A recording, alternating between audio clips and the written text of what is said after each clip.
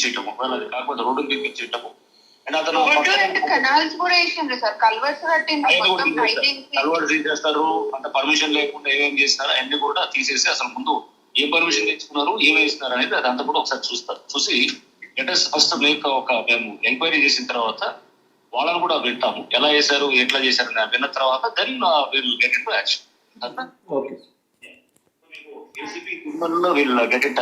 Okay sir, మేము coordinate చేస్తాం. Thank you sir.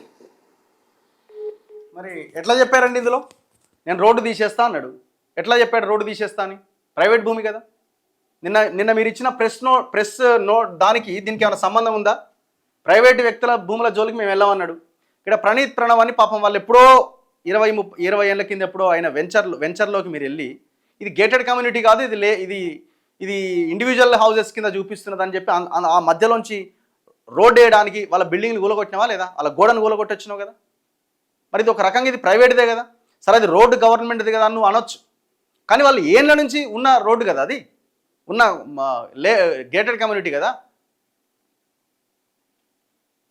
ఆ పక్కన భూమిని సేకరించినప్పుడు దాన్ని గవర్నమెంట్ కూడా గేటెడ్ కమ్యూనిటీ కింద చూపించింది కదా. ప్రైవేట్ భూముల వ్యవహారాల్లో మీరు తలదూర్చలేదా?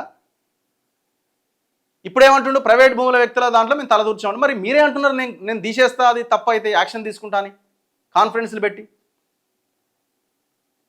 ఇంత దారుణంగా ఇంత దుర్మార్గంగా ఏమి చేయలేరు మీరు మమ్మల్ని. మీరు ఏ రకమైన వ్యవహారానికి మీరు దిగినా చేసేదేమీ ఉండదు అక్కడ. చాలా ట్రాన్స్పరెంట్గా ప్రజల కోసం మేము పనిచేస్తున్నాం. మళ్ళీ ఆ వర్టెక్స్ డిస్ట్రిక్ట్ వెంచర్లో మేము అడుగు పెడతాం. ఖచ్చితంగా గవర్నమెంట్ భూములు వెనక్కి తీసుకోవాల్సిందే.